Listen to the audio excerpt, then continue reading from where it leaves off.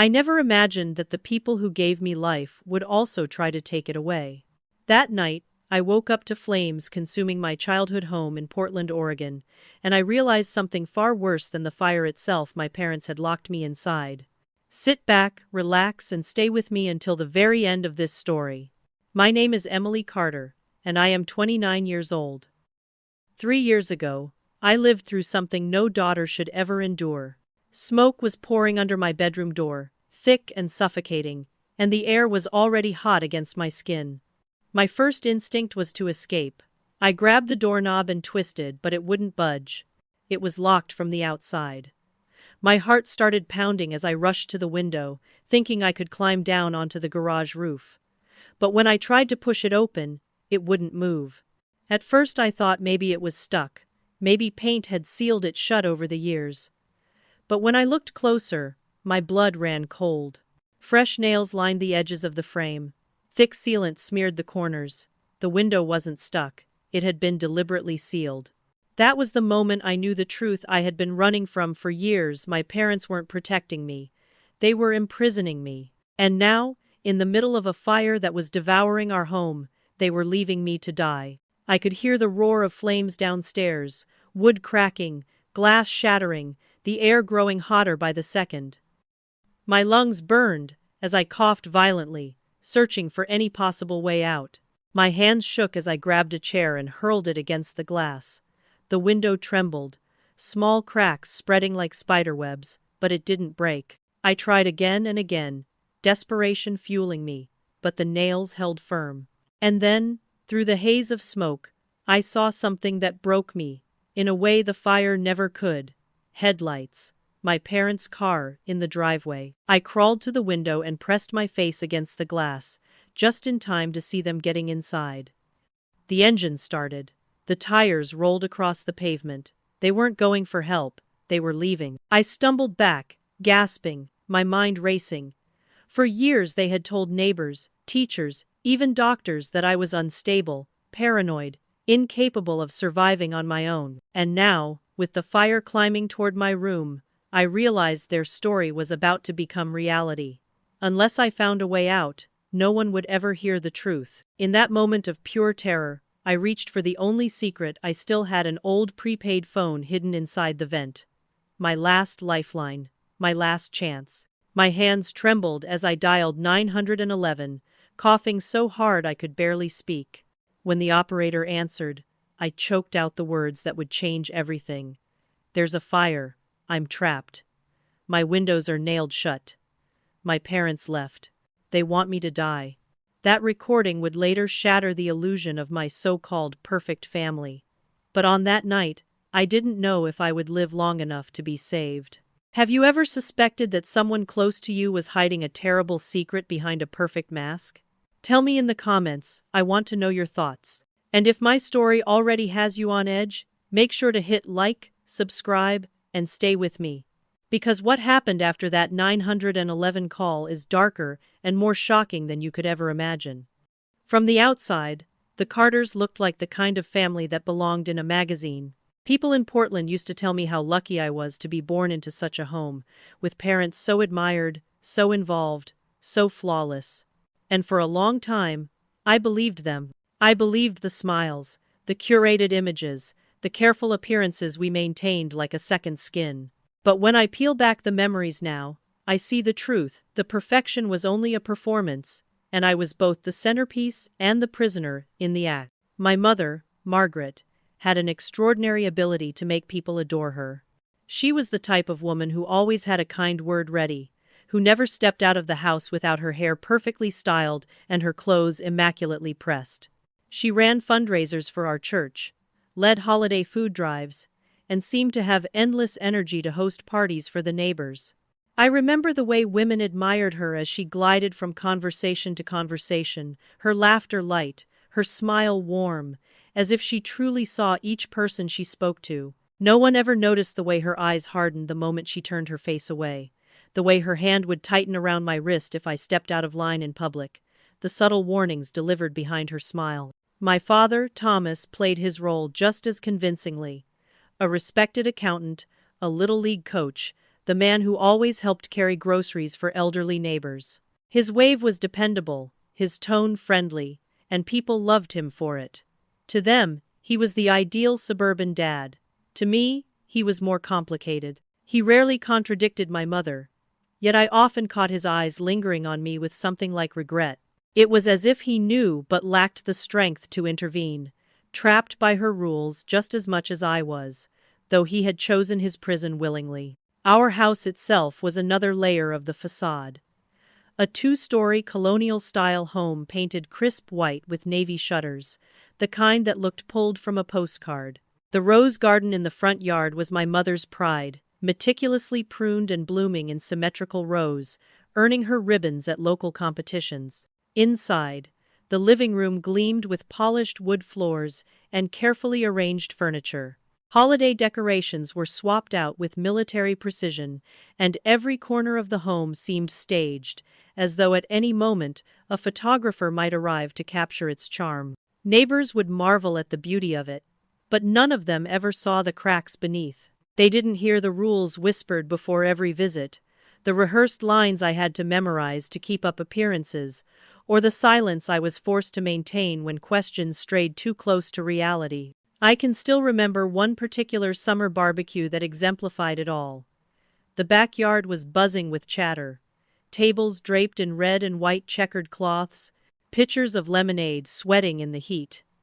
My mother floated through the crowd in a sundress, laughing easily, her hand brushing someone's arm in that effortless way that made people feel special. My father manned the grill, flipping burgers with exaggerated pride, smoke curling into the warm air. And me? I stood beside my mother, like a perfectly placed accessory, smiling at neighbors who complimented my good manners or my lucky upbringing. Each comment made me want to scream, but I never dared. My mother's hand would rest lightly on my shoulder, the weight of it both comforting to outsiders and suffocating to me. I knew what that touch meant. Stay quiet, play along, or there would be consequences when the guests were gone. The strangest part is how convincing the illusion became, not only to the neighbors but to me as well. I was just a child, and when every person you meet tells you your family is perfect, you start to wonder if maybe you're the one who's wrong. Maybe the unease in your chest is just imagination. Maybe the confusion when your parents' explanations don't add up is simply your own fault. That's how they controlled me, by creating a reality where no one else doubted them, so that I learned not to doubt them either. Still, even at a young age, there were cracks I couldn't quite ignore. I remember one Christmas when my mother hosted a lavish party. The house glittered with lights. Music filled the air, and everyone admired how festive everything looked. At one point, a neighbor leaned down to ask me what I had wished for that year. My instinct was to say, a puppy, because that had been my secret dream for months. But my mother's sharp glance froze the words on my tongue. Instead, I forced a smile and repeated the line she had drilled into me. I wished for another wonderful year with my amazing family. The neighbor beamed at me, oblivious. Inside, I felt hollow, as though my voice didn't belong to me anymore. Looking back, those were the moments that defined the Carters. The way perfection masked possession, the way appearances concealed imprisonment. I was the daughter everyone envied, living in a home everyone admired, yet behind closed doors, I was a puppet on strings I couldn't cut. The older I grew, the more I began to sense that the perfection wasn't just a coincidence, it was deliberate, a mask crafted to hide the rot beneath. And while the neighbors applauded, while the church praised, while the community held us up as an example, I started to understand that the mask wasn't just for them, it was for me too. My parents didn't just want the world to believe in their story. They wanted me to believe it, to accept it so completely that I would never question the prison they built around me. But prisons, no matter how carefully constructed, always reveal their bars eventually. The facade might have fooled everyone else, but small moments of rebellion began to burn inside me, quiet and hidden. And it was in those moments that I started to realize my perfect family wasn't perfect at all, it was dangerous. And the first sign of that danger appeared when I was only 7 years old, with something so small and seemingly harmless that no one else noticed, but I never forgot it. The first time I truly sensed that something about my family wasn't normal, I was 7 years old.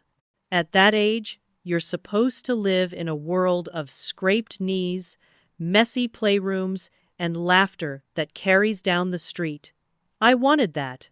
I wanted my house to be like my classmates' homes, filled with noise and freedom. But in the Carter household, every moment was staged, every detail rehearsed, and every movement carefully controlled. I remember the day I invited my friend Lily over after school. I was so excited I could hardly sit still on the bus ride home. It was rare for me to have a friend come over, and even rarer for my mother to approve it. But Lily was polite, her family well regarded in the community, and Margaret had agreed, though, with conditions. Before Lily arrived, my mother sat me down at the kitchen table. The way she spoke, it was less a conversation and more a script being drilled into me. You may take her into the living room and the backyard. Not upstairs, not into the office. Do you understand? She said, her voice even but her eyes sharp. I nodded quickly, too eager to protest. Which toys will you share? She pressed.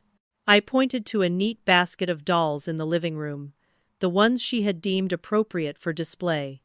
My mother smiled approvingly. Good, and if she asks about other rooms, what will you say? I repeated the line she had fed me. Certain areas are private. When Lily arrived, I felt the joy of seeing her face, her backpack bouncing against her shoulders, but that joy dimmed the moment I caught sight of my mother standing behind me, her hand lightly pressing against my back. That hand wasn't comforting. It was a warning, a leash disguised as affection. At first, everything went well. We played dolls in the living room, ate the neatly sliced apple wedges my mother had laid out, and laughed about a boy in our class who had tripped during recess. But then Lily glanced down the hallway and asked innocently, "Can I see your room?" For a split second, I forgot the script.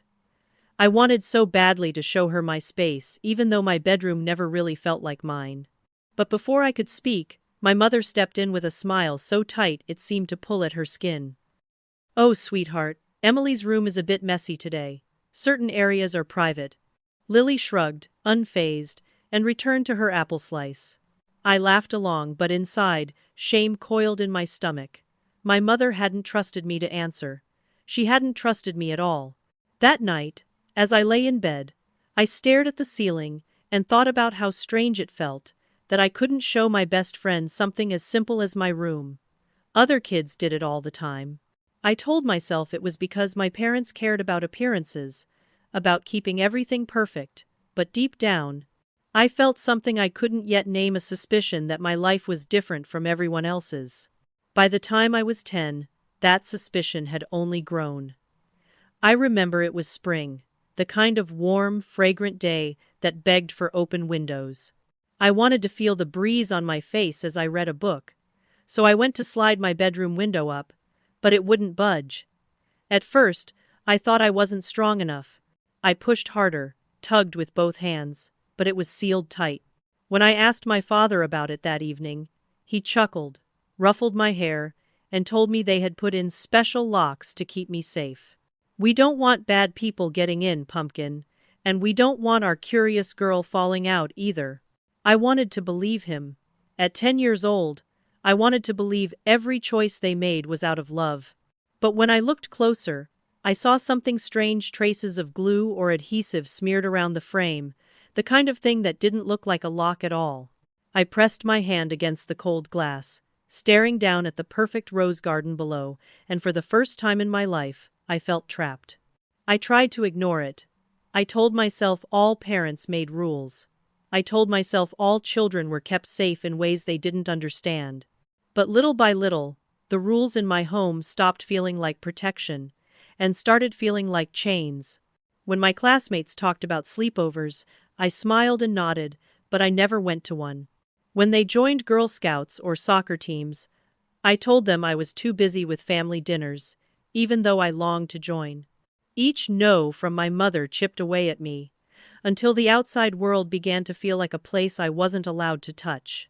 Looking back, those early moments, the script before Lily came over, The sealed window I couldn't open were the first whispers of a truth I would only fully understand years later. They weren't protecting me. They were isolating me. They weren't giving me safety. They were taking away my freedom. And as the years went on, those whispers grew louder, building into rules, restrictions, and punishments that defined my adolescence. What started as a hand on my back at 7 years old would soon become invisible bars around my entire life. The first time I realized just how far those bars reached was when I turned 13, and for the first time, I stepped into someone else's home and discovered what real freedom looked like. By the time I reached my teenage years, my life no longer felt like it belonged to me.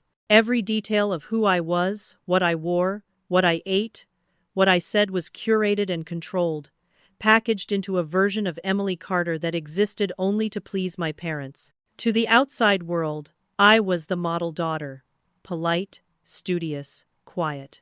But on the inside, I was suffocating. I can still picture my closet back then.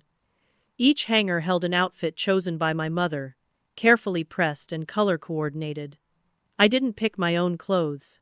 I didn't even own a pair of jeans because she said they looked sloppy. My lunches were always the same 2 slices of turkey, a carefully wrapped apple, and a granola bar, placed in a neat box every morning without variation. Even my hair was trimmed on a strict schedule, every 6 weeks exactly, whether it needed cutting or not.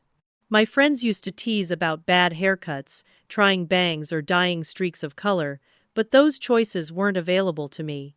I was a doll on display, managed down to the smallest detail. School was the only space where I should have felt free, but even there, my parents' shadow followed me. Academics were my currency at home. Straight A's were not celebrated, they were expected. Anything less than perfect filled me with dread. I remember sitting in my room late at night, staring at a math test where I had earned a 93. Most kids would have been thrilled, but I knew the silence that would meet me at dinner. Not yelling, not punishment in the way others might imagine, but silence the kind that cut deeper, the kind that told me I had disappointed them simply by being human. What my teachers saw was a disciplined, hard-working student. What they didn't see was me gripping my pencil until my fingers went numb, panicking over every question, hearing my mother's voice in my head telling me I had no room to fail. My success was never mine, it was their proof to the world that their perfect family was exactly what it seemed. It wasn't until I was 16 that I began to realize just how far their control extended. One evening, I was changing the bulb in the lamp on my desk, when something glinted inside. At first, I thought it was just a piece of metal, but when I leaned closer, I saw it. A small lens hidden in the base. My stomach dropped. My hands shook as I twisted the lamp apart, and there it was, a tiny camera. Panic surged through me. I tore through my room, searching for more, and I found them in places I had never suspected inside the smoke detector. In the corner of a picture frame. The horror of it stole my breath. Every private moment I thought I had, every tear shed alone, every whispered thought I hadn't been alone at all. That night at dinner, I tried to confront them. My voice trembled as I asked, "Why are there cameras in my room?" My mother didn't flinch. She calmly cut her chicken into neat squares and said, "You wouldn't need to be monitored if we could trust you." I remember looking at my father, desperate for him to step in, but he just shifted uncomfortably, avoiding my eyes.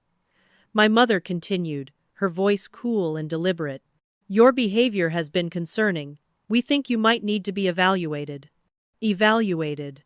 The word chilled me.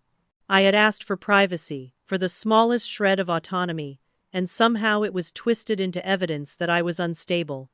That was when the gaslighting began in earnest. My mother started telling relatives that I was struggling emotionally. She told neighbors she was worried about my behavioral issues. At doctor appointments, she listed symptoms I had never experienced: paranoia, mood swings, irrational outbursts. She spoke about me as though I wasn't sitting right beside her. And if I tried to correct her, she would smile sympathetically and say, "See? She doesn't even realize it." It was a trap I couldn't escape.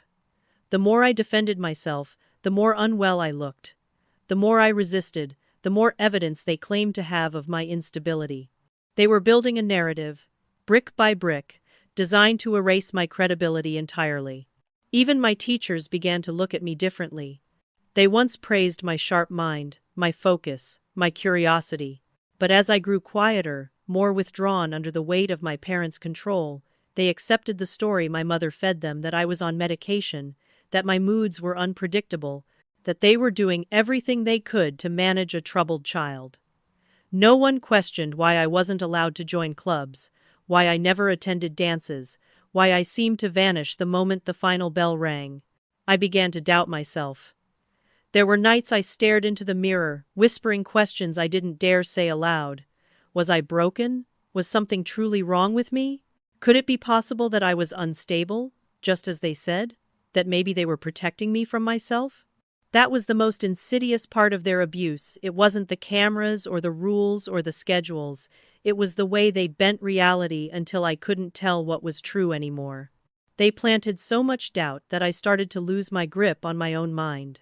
But somewhere inside, a part of me still clung to the belief that I wasn't crazy, that I wasn't the problem. It was faint, fragile, like a candle flickering in the wind, but it was there. And that fragile flame grew stronger the first time I stepped into another family's home and realized just how different my life really was. By the time I turned 17, the rules in my house were no longer just rules, they were walls, closing in on me, tightening until I could hardly breathe. What had once been restrictions disguised as love became outright confinement, and each passing month chipped away at whatever pieces of freedom I thought I still had left. It started with the tracking app. My mother installed it on my phone without even asking, smiling as though she were doing me a favor. "This way we'll know you're safe, sweetheart. No one can hurt you if we know where you are." At first I told myself it wasn't a big deal, but the first time I deviated even a block from my approved path home from school, my phone rang before I even realized I'd strayed. "Where are you?" My mother's voice hissed through the speaker. No greeting, no pretense of kindness. "Why does the app say you're 2 blocks away from where you should be?" I had only stopped to pet a neighbor's dog. I explained nervously, apologizing for something that didn't even feel like a mistake. The next time it happened, it was raining and I ducked into a corner store for shelter. The call came instantly, her voice sharp and suspicious. By the third time, she had lost all patience. "You clearly can't handle the responsibility of walking home," she said, her eyes narrowing over the dinner table. "From now on, your father will drive you." And just like that, even the simple act of walking home from school, a moment most kids took for granted, was taken from me. My father said nothing, only gave me one of those pitying looks that had come to haunt me. The look of a man who knew what was happening was wrong but refused to stop it. Then came the windows. What had once been strange locks became something much darker. One morning, I noticed new bars had been installed across the outside of my bedroom window. They were painted white, designed to look decorative, almost like part of the architecture. To anyone else, they were harmless. To me, they were prison bars. I pressed my face against the glass, my heart pounding as I realized my last illusion of escape was gone. My curtains changed too. My mother replaced the light, airy fabric I'd once had with heavy drapes that blocked out nearly all sunlight. "You'll sleep better this way," she told me with a smile. "Too much light is unhealthy." But I knew better. It wasn't about my sleep. It was about control. My room grew darker, gloomier, and so did I. The worst part came when the pills began. They appeared one morning in a small bottle on the kitchen counter. My mother held it out to me like a gift. "For your anxiety," she said sweetly. "We talked to the doctor. This will help keep those troubling thoughts under control." But I had never seen a doctor. I had never sat in an office and described any symptoms. I didn't even know the doctor's name. And yet, every morning and every night, she stood over me, watching carefully as I swallowed. At first, the pills left me just a little groggy, but within weeks, I felt like I was moving underwater. My thoughts slowed, my body ached.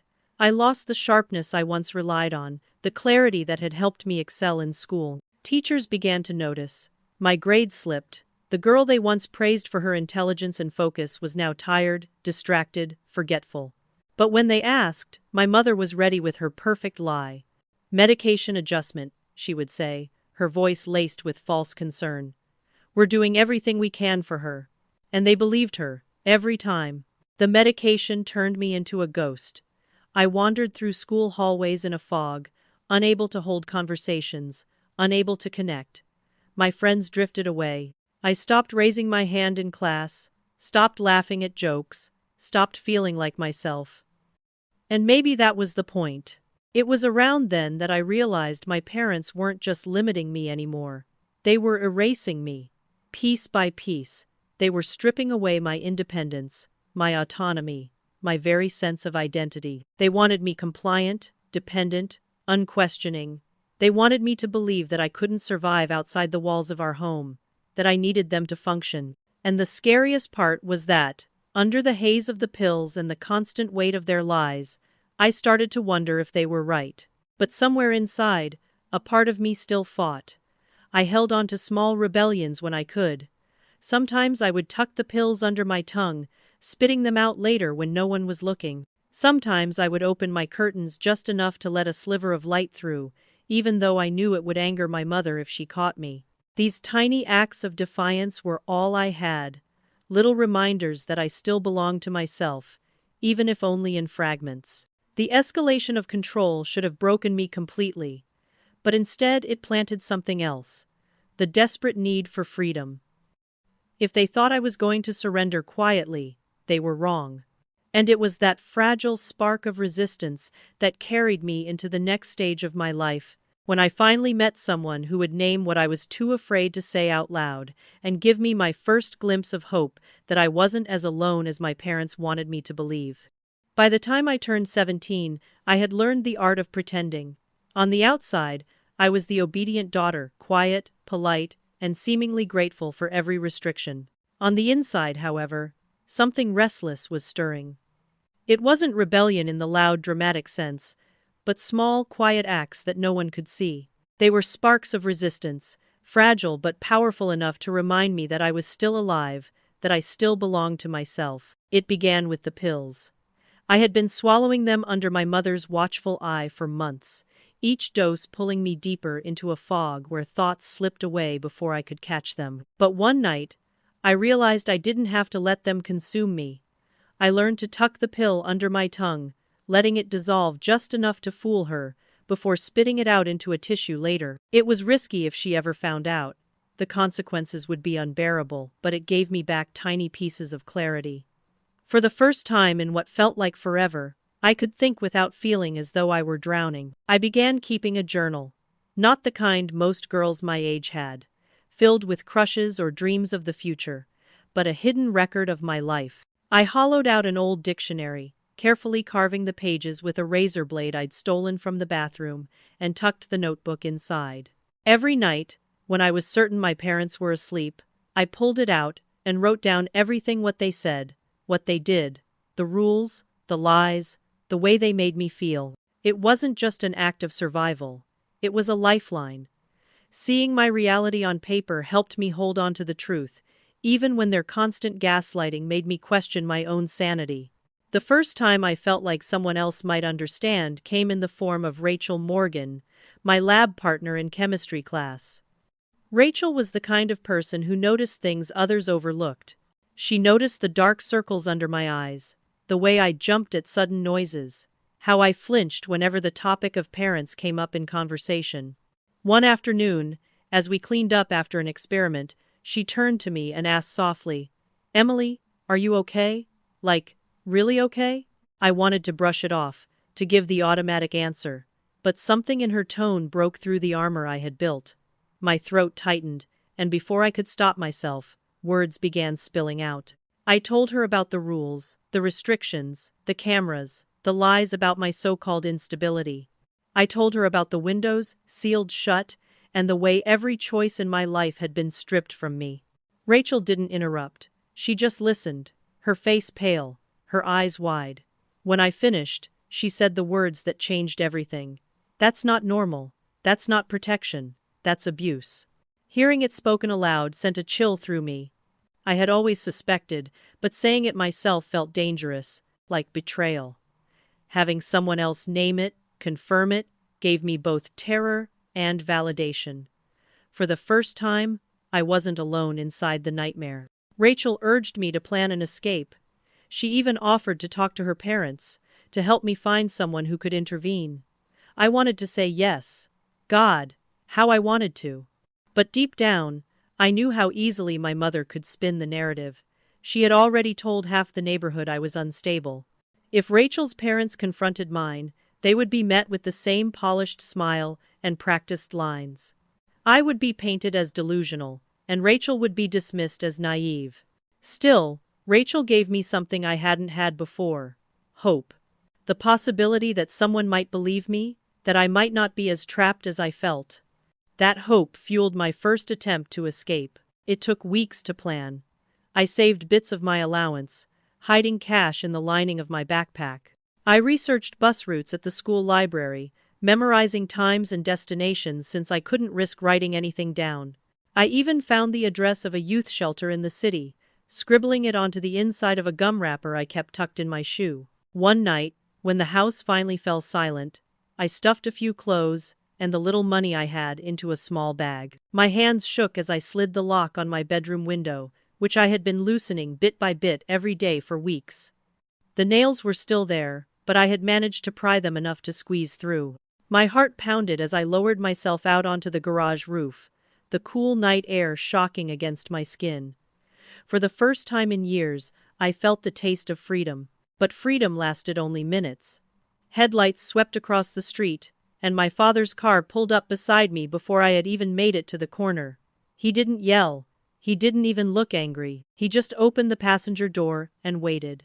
Silently, with my bag clutched to my chest, I got in. When we returned home, my mother was already on the phone, her voice trembling with false concern as she told the police. Our daughter had another episode. She ran away. We're so worried she might hurt herself. I stood there, numb, as she painted me as mentally unstable, her performance flawless. The officer who came believed her without question. The next morning, my bedroom door had a new lock on the outside. The window I had spent weeks loosening was sealed shut with a material I couldn't identify. And my parents began giving me new pills, stronger ones, watching more carefully than ever to make sure I swallowed. I should have given up then, crushed by the weight of their control. But the taste of freedom, brief as it was, had changed me. I knew what it felt like, and I couldn't unknow it. The flame of resistance inside me was small, but it refused to die, and it would be that same flame that kept me alive when, years later, another person appeared in my life. Someone who would see through my parents' lies and offer me a chance to fight back in ways I had never imagined. By the time I entered my 20s, I had learned to survive inside the walls my parents built for me, but I had not given up entirely. The pills still dulled my thoughts, the locks still kept me confined, and their lies still poisoned the world against me. Yet deep inside I held on to the faint spark that told me freedom was possible. What I didn't know then was that help would come from two unexpected sources, each offering me a glimpse of light in the suffocating darkness. The first was Dr. Andrea Lopez, my online psychology professor. I had begged my parents to let me take classes through the local community college, and eventually, they agreed, convinced they could monitor everything I did since the program was remote. They thought it was safe. What they didn't realize was that it would open a crack in the wall they had so carefully built around me. Dr. Lopez was sharp, compassionate, and observant.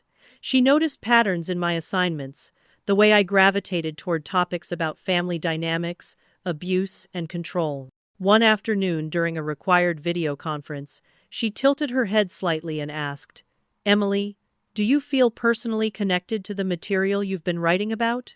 My mother was standing just outside my bedroom door, pretending to fold laundry but really listening, as she always did. I couldn't answer honestly, not with her hovering.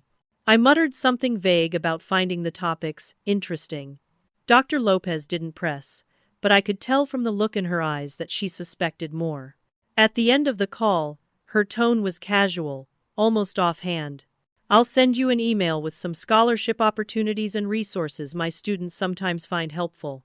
When I opened that email later, hidden between the links to grants and study guides, I found something else: contacts for domestic violence shelters, hotline numbers, information about financial independence for young adults leaving controlling households. I stared at those links for a long time, my heart racing.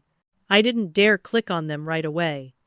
My mother checked my browsing history daily, scrolling through it like a detective searching for evidence.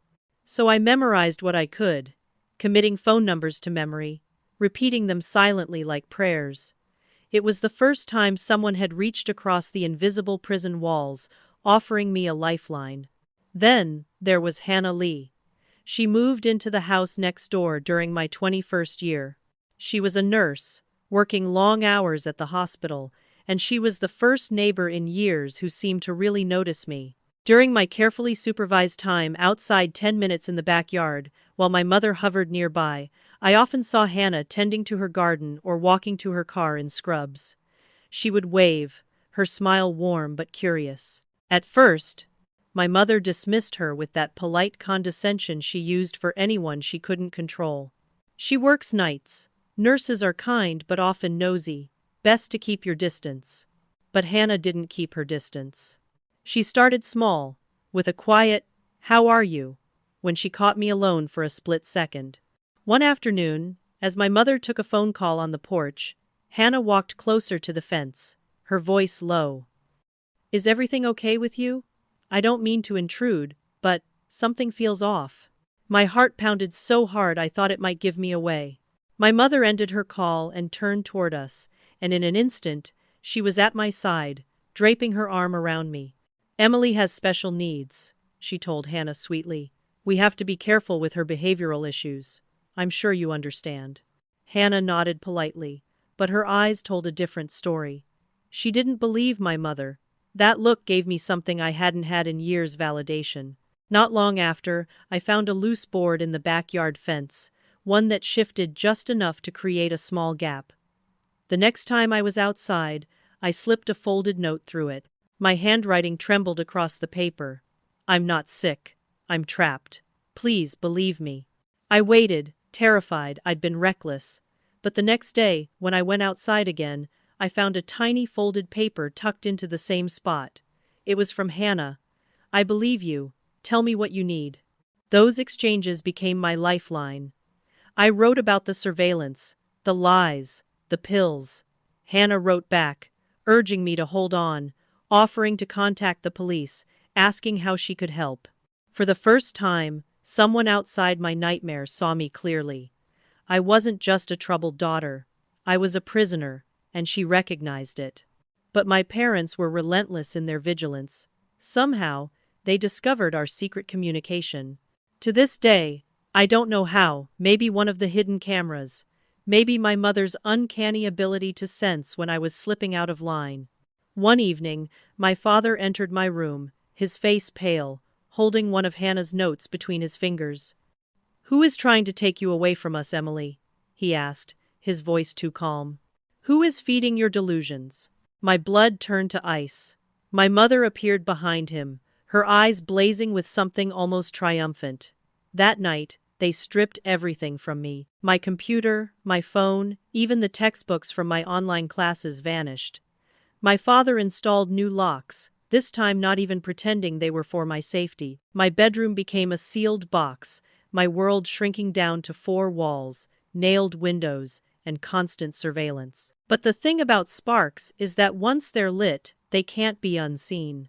Dr. Lopez's hidden email and Hannah's unwavering belief had shown me the truth. I wasn't imagining it. I wasn't broken.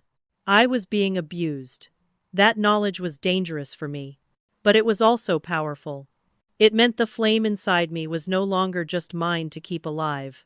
Others had seen it too, and once seen, it could not be extinguished. And that fragile but undeniable hope was what kept me alive long enough to face the night that would change everything forever, the night when fire itself became both my greatest threat and my only escape. The night of the fire began like every other night in my house. The routines never changed, my parents moving through the halls with quiet precision, checking locks, making sure windows were sealed, handing me the small pills I pretended to swallow before hiding them under my tongue. They believed I was subdued, compliant, defeated. I knew better than to let them see the truth. By 11, the house was silent. I lay in bed staring at the ceiling, feeling the faint weight of unease pressing against me, though I couldn't explain why. My father sometimes wandered the house late at night, inspecting doors and windows like a sentry. At first I thought that's what I was hearing, his usual patrol. But then came the crackle, soft at first, like paper crumpling in another room. A faint pop followed, then another. My chest tightened. I sat up. The air smelled different, bitter, sharp. Smoke. At first it was so faint I thought, maybe my mind was playing tricks on me. But then the scent thickened, acrid and undeniable, seeping under the door in wisps of gray. My heart began to pound, each beat sharp against my ribs. I jumped out of bed, rushing to the door. My hand closed around the knob, but it was warm, too warm. I twisted hard. Nothing. The door was locked from the outside. I slammed my shoulder against it, again and again, the wood trembling but refusing to budge. On the other side I heard voices, muffled but distinct. I pressed my ear to the crack, desperate for clarity, and realized what I was hearing: my parents' footsteps retreating, their hushed tones floating upward as they moved away. "Mom! Dad!" I screamed, pounding against the door. "There's a fire! I can't get out!" My voice was high, panicked, breaking apart. No answer. Only the sound of movement growing more distant. Smoke curled thicker beneath the door, stinging my eyes, clawing at my throat. Coughs racked my chest as I stumbled toward the window. I yanked at the frame, but it didn't move. My palms scraped against the wood, nails digging at the edges. Then I saw it in the dim glow of my bedside lamp, the metal heads of fresh nails hammered deep into the frame, sealant smeared along the edges like dark scars. My stomach dropped. This wasn't neglect. This wasn't an accident. My parents had sealed me in. Panic consumed me. I grabbed my desk chair and hurled it at the glass. The pane shuddered, tiny cracks spidering across the surface, but it held. Again and again, I struck, my arms trembling with the effort, until the smoke grew so thick I could barely see. My lungs screamed for air. The chair slipped from my grasp as I fell to my knees, coughing violently, black spots edging into my vision. Through the haze, a sound cut through the slam of a car door outside. I crawled back to the window, pressing my face against the cracked glass. In the driveway, lit by the harsh glow of the security lights, I saw them. My parents. My mother's hand clutching my father's arm as they got into the car. The engine roared to life. The taillights glowed red, then began to fade as they pulled away. They weren't calling for help. They weren't saving me. They were leaving me to die. A raw, animal scream tore from my throat, echoing against the sealed walls. I pounded on the window with both fists, sobbing, the betrayal cutting deeper than the smoke burning my lungs. Years of doubt, of gaslighting, of being told I was sick, unstable, delusional. It all came into sharp focus. This was the truth. They wanted me gone. In my desperation, I remembered the phone, my secret, hidden inside the heating vent. I crawled across the floor, my fingers blistering as I pried the cover open. There it was, the small prepaid phone I had saved for an emergency. The screen flickered to life, the battery low but still holding a charge. My hands shook so badly I nearly dropped it as I punched in the numbers. 911, what is your emergency? The dispatcher's voice was calm, steady, a lifeline in the chaos. There's a fire, I gasped, coughing so hard I could barely speak. I'm trapped. 612 Maple Street, second floor bedroom. I can't get out. My parents, they locked the door. They nailed my windows shut. They left me here. They want me to die. There was a pause on the line, as if the dispatcher was processing what I had said. Then, stay calm. Help is on the way. Can you stay on the line with me? The sirens were faint at first, far away but growing louder, each wail a fragile thread of hope pulling me back from the edge of collapse. My body trembled violently as I crawled toward the window again, pressing a wet cloth from my bathroom against my face to filter the smoke. Through the haze, I saw flashing lights approaching, growing brighter. "Emily!" a voice screamed from outside. "My name!" I forced my eyes open and saw her, Hannah, my neighbor, standing in her yard, waving frantically, pointing toward my window. The next moments blurred. A crash of glass. The rush of cooler air against my scorched skin. Figures in heavy gear appeared, their voices urgent but muffled through masks. Strong hands grabbed me, lifting me from the smoke-filled room. The night air hit me like ice, shocking and raw, filling my lungs even as I coughed until I thought my ribs would break. The world spun in fragments, oxygen masks, IV needles, the blur of Hannah's tear-streaked face as she clutched my hand, the sight of my parents returning to the scene, their faces painted with theatrical horror. "Our daughter!" my mother cried out, her voice breaking on command. "We tried to save her. The alarms didn't work, we just went for help." Even then, weak and barely conscious, I managed to whisper the truth to the paramedic beside me. "They locked me in. They nailed the window shut. They left me." His eyes flickered, hardening as he nodded. "We saw the nails," he murmured. "You're safe now. No one is going to hurt you anymore." I wanted to believe him, but as the darkness closed in and I slipped out of consciousness, I knew this wasn't over. The fire was only the beginning. The real battle was still to come. When I opened my eyes in the hospital, 3 days had passed. The sterile scent of antiseptic filled my lungs instead of smoke, but every breath still burned as though the fire lingered inside me. My throat was raw, my body weak, my skin covered in IV lines and bruises. For a moment I didn't know if I had survived or if this was some strange afterlife. But then I saw her, Hannah, sitting beside my bed, dark circles under her eyes, her hand gripping mine as if to anchor me back to the world. "They're in custody," she whispered, her voice hoarse. "Both of them. They're never coming near you again." I wanted to cry, but the tears refused to come. My parents had spent years convincing me that no one would ever believe me, that their word would always outweigh mine. And yet, here was Hannah telling me they were behind bars. Later that afternoon, Detective Michael Harris came to see me. He wasn't what I expected. There was no cold interrogation, no suspicion dripping from his words. He pulled a chair close to my bed, sat down with his notepad untouched, and simply asked, "How are you feeling?" I didn't know how to answer.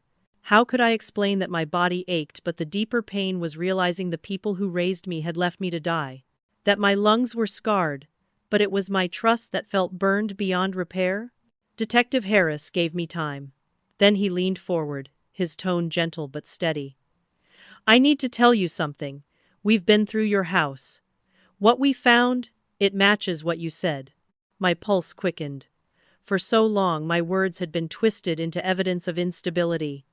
To hear someone say they believed me, it almost broke me. "We saw the nails in the window frames," he continued. "Fresh hammer marks. The sealant smeared around the edges. The lock on your door, it wasn't a regular lock. It was secured from the outside, with furniture pushed against it. That room wasn't just closed, it was designed to trap you." I closed my eyes, the weight of his words crashing into me. Proof. After years of gaslighting, there was finally proof. He went on to describe what else they had uncovered. In the remains of my parents' bedroom, they found a fireproof safe. Inside were journals belonging to my mother. Page after page of neat handwriting, documenting years of fabricated illnesses and imagined episodes.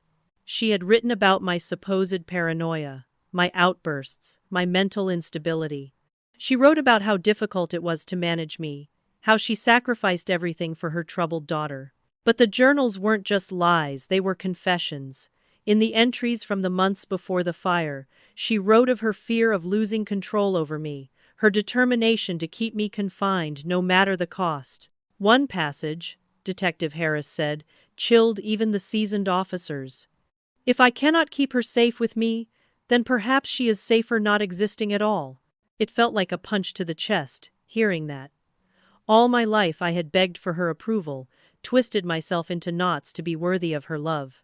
And now there it was in writing she would rather see me dead than free. The detective told me they had also interviewed the doctors whose names were on the pill bottles. None of them had ever seen me as a patient. My mother had acquired prescriptions under false pretenses, feeding me medication I didn't need, drugs that dulled my mind and weakened my will. And then there were the witnesses. Hannah, of course, who described how she had seen me constantly supervised, never alone, my mother's hand always hovering too close. She showed the notes I had slipped through the fence, proof of my pleas for help. My professors shared emails and assignments, pointing to subtle signs of distress they had long suspected but hadn't known how to name. Neighbors who had once accepted my mother's polished explanations came forward with memories of unease, the way I was never outside without one of my parents, the time someone heard me screaming and was told it was just a scary movie. Piece by piece, the illusion my parents had built began to crumble. The picture-perfect family was gone, replaced by evidence of years of coercion and abuse. As Harris spoke, I felt two emotions battling inside me: vindication and devastation. Vindication, because the truth was finally undeniable. Devastation, because that truth was darker than even I had dared admit. One night, lying awake in the hospital bed, I overheard nurses whispering outside my door. They were talking about Munchausen syndrome by proxy, the disorder where a caregiver fabricates or induces illness in the person they're supposed to protect. That's what the psychologists believed my mother suffered from. She had spent years convincing the world I was sick, going to unimaginable lengths to make it true. The thought made my skin crawl. My life had been her performance, her chance to be seen as the long-suffering, devoted mother. My father, meanwhile, admitted during questioning that he knew it was wrong but claimed he was too afraid of her to intervene. His cowardice had made him her accomplice. Detective Harris told me the evidence was strong enough for charges of attempted murder, false imprisonment, child abuse, and fraud. The 9/11 call, he said, was the most powerful piece. My voice, raw with smoke and terror, screaming, "They nailed my windows shut. They want me to die." It was irrefutable. As he left that day, Harris placed his hand on the bed rail and looked at me with an intensity that both frightened and reassured me. "You're not crazy, Emily. Everything you remember, everything you felt, it was real. And now, finally, people are going to see it." For the first time in years, I felt seen. Not as the troubled daughter my parents invented, not as the silent girl behind the locked doors, but as myself. Still broken, still scarred, but real. But I also knew the hardest part was yet to come, because no amount of evidence could prepare me for what it would feel like to face them in a courtroom, the very people who had tried to erase me and tell the world exactly what they had done. Walking into the courtroom for the first time was like stepping into another world, one that I had seen 1,000 times on television, but never imagined myself inside. The polished wood, the sharp echo of footsteps, the eyes of strangers following me as I took my seat beside the prosecutor, it all felt surreal. My palms were clammy, my heart hammering so hard I thought everyone in the room must hear it. And then they brought my parents in. They were both in handcuffs, escorted by deputies, but even bound they carried themselves with the same air of performance I had grown up with. My mother's eyes met mine immediately. Her expression was practiced concern mixed with a hint of betrayal, as if I were the one destroying our family by daring to speak the truth. My father kept his gaze down, shoulders hunched, the picture of defeat. For a moment, guilt surged in me, the same guilt they had spent my whole life cultivating. Then I remembered the nails in the window frame, the smoke filling my lungs, their car pulling away while I screamed for help. The trial began with the evidence. Julia Grant, the prosecutor assigned to my case, laid it out piece by piece. She played the 911 call, and my voice filled the courtroom, choked, panicked, gasping as I screamed that my parents had nailed the windows shut, that they wanted me to die. The jurors shifted uncomfortably, some with wide eyes, others with their hands covering their mouths. I watched one woman silently wipe away tears. Hearing my own terror replayed was like being thrust back into that burning room, but it also gave me strength. The words were out there now. They couldn't be taken back or explained away. The forensic experts followed, describing the fresh hammer marks in the window frames, the sealant, the external locks, the furniture pushed against my bedroom door. Photos were projected onto a screen, images of my room, transformed from the place I once slept into undeniable evidence of captivity.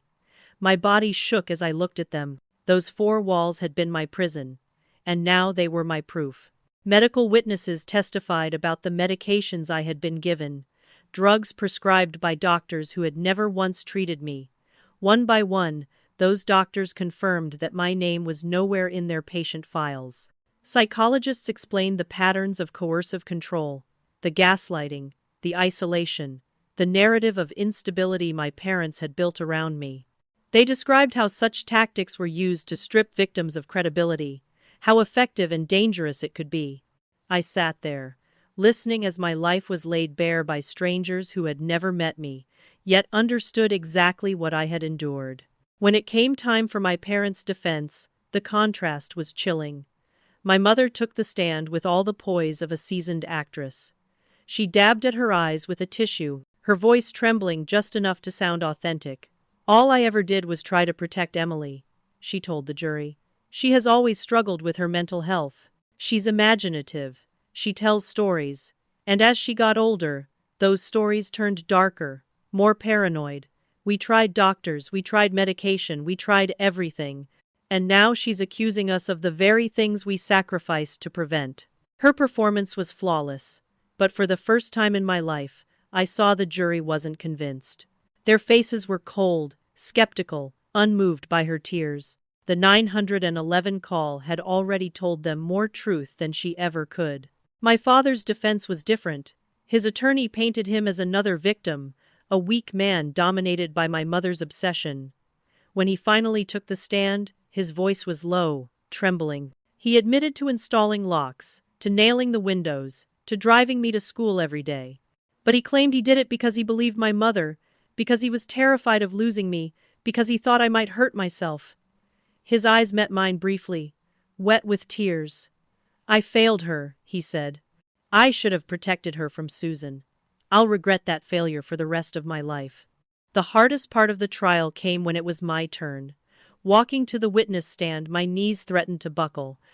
I gripped the railing, swore to tell the truth, and faced the people who had controlled me for 29 years.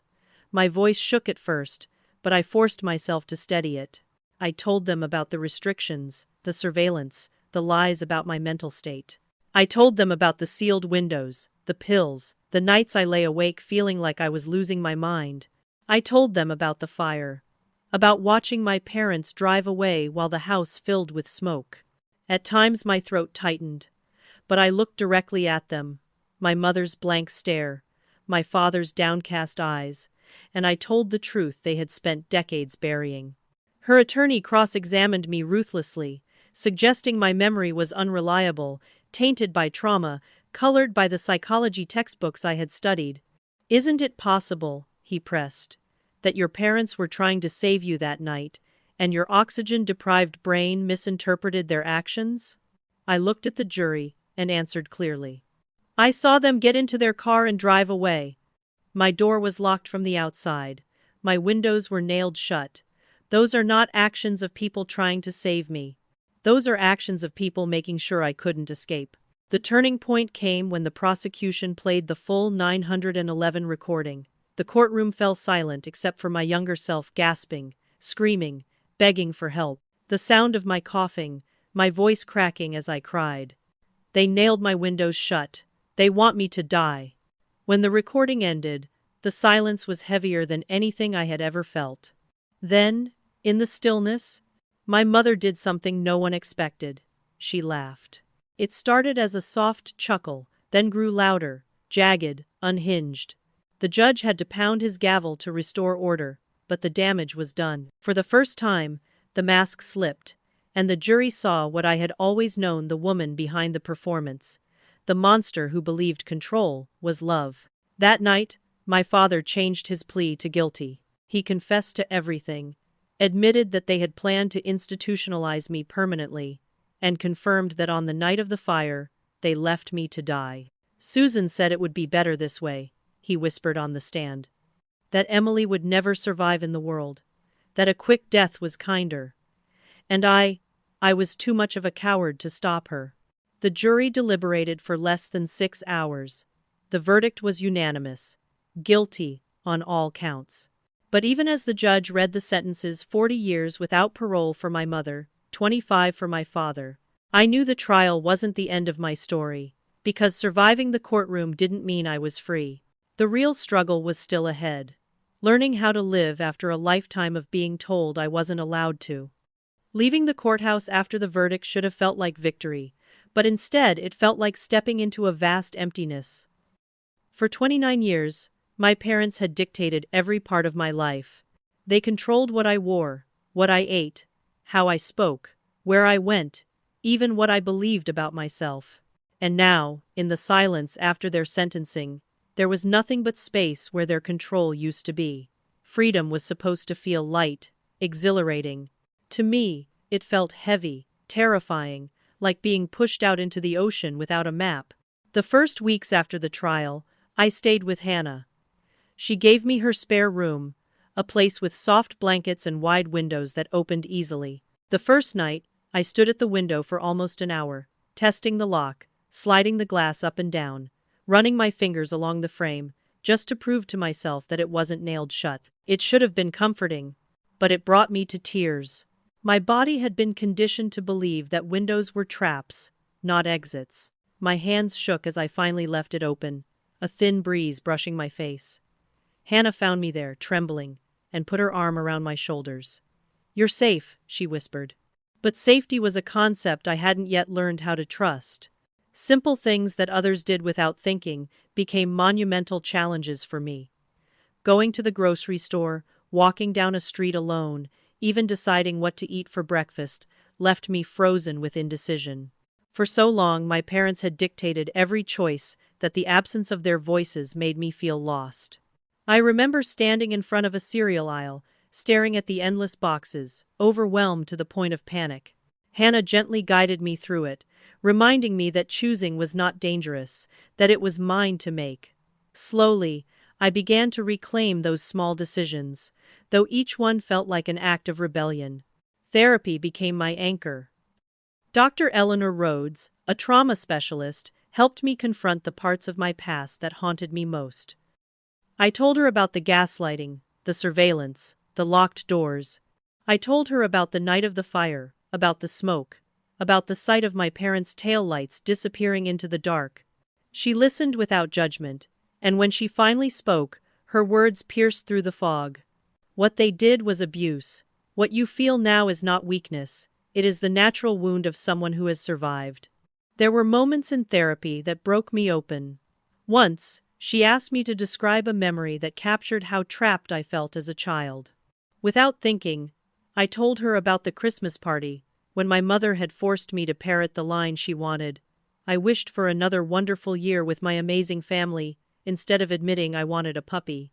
Saying it aloud, I realized for the first time how even my wishes had been stolen.